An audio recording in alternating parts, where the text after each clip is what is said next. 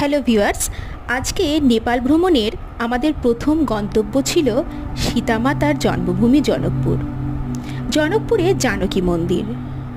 জানো তো, 2022 সালে ভারত নেপাল সীমান্তের পাহাড়ি সুন্দর রাস্তা দিয়ে যখন আমরা সান্দাকফু যাচ্ছিলাম, সেই সময় রাস্তা খারাপ থাকার জন্য নেপালের মাটিতে পা রেখে আমাদের বিদেশ যাত্রার শখ হালকা মিটেছিল।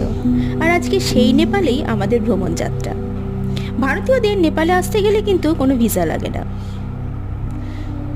জনকপুর রাজা জনকের রাজধানী। একবার রাজা জনকের রাজ্যে নাকি ভয়ঙ্কর রকমের খরা হয়েছিল।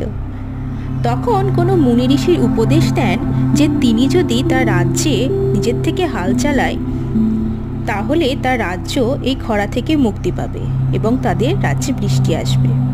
সেই হাল চালানোর সময়তেই রাজা জনক কুড়িয়ে পেয়েছিলেন মাতা সীতাকে। হিন্দু ধর্মে রামায়ণ মহাকাব্যে এই গল্প কিন্তু আমাদের সবার জানা। ভাবতেও ভালো লাগে, তাই না, যে এই জায়গায় একসময় সীতা মাতার ছোটবেলা কেটেছে। তোমরা যারা এই মন্দিরে আসবে, নেপাল ভ্রমণ করলে অবশ্যই তো এই মন্দিরটা তোমাদের আসতেই হবে। তো এই মন্দিরের ভেতরের বিগ্রহের কিন্তু কোনো ছবি তোলা যায় না, কোনো ভিডিওগ্রাফি করা যায় না।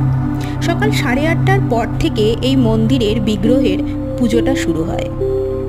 এই মন্দিরের পাশেই, একদমই পাশে, তোমরা সীতামাতা এবং ভগবান রামের বিবাহ মণ্ডপটিও কিন্তু দেখে নিতে পারো।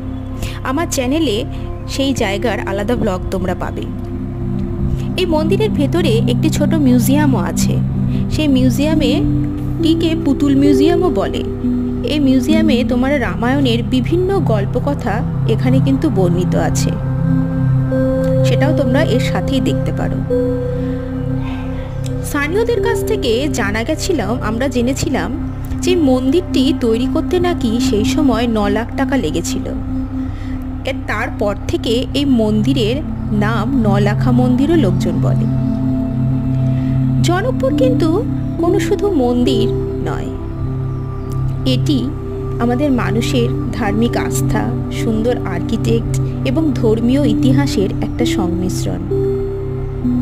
এমনই আমাদের নেপাল ভ্রমণের বিভিন্ন পার্টে তোমাদের বিভিন্ন জায়গার গল্পকথা, সেই জায়গার ব্লগ তোমাদের সামনে তুলে ধরবো। ততক্ষণ টাটা, ভালো থেকো, দেখা হচ্ছে পরের কোনো মিনি ব্লগে।